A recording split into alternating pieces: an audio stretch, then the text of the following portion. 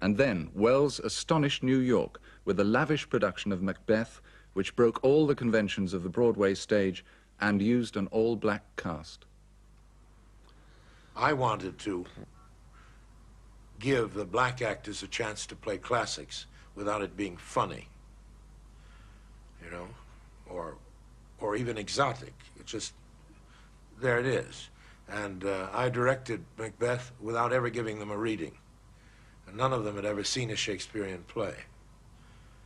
And it was extraordinary, how good Shakespeare is if it's spoken by somebody who's never heard somebody say it before.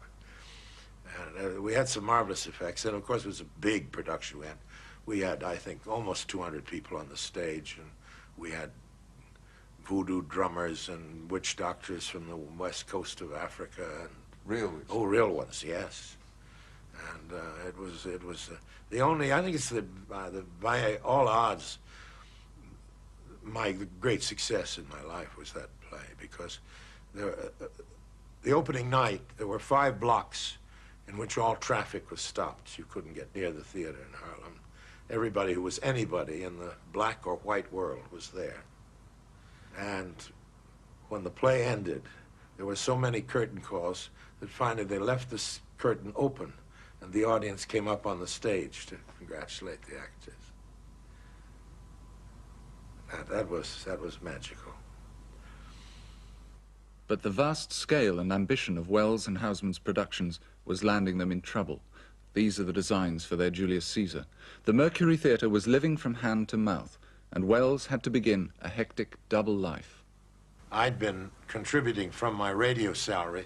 I kept putting $1,000 or so every week, so we'd get the show on. And we got all our plays on before anybody else because I was doing radio all day long, soap operas and everything else.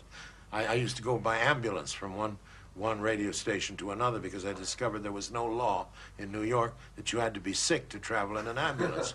So I hired the ambulance, and I would go from CBS to NBC. They'd hold an elevator for me. I'd go up to the 5th floor, go into the studio, whichever I was booked for. I'd say, "What's the character?" They'd say, 80-year-old Chinaman. And I'd go on and do the 80-year-old Chinaman and then rush off somewhere else. And I had been for a year and a half auditioning hopelessly as an actor, never could get a job on radio. Suddenly I got one part, and in about a month I was making, in those days tax-free, about $1,500 to $1,800 a week as an unknown radio actor without my name being mentioned.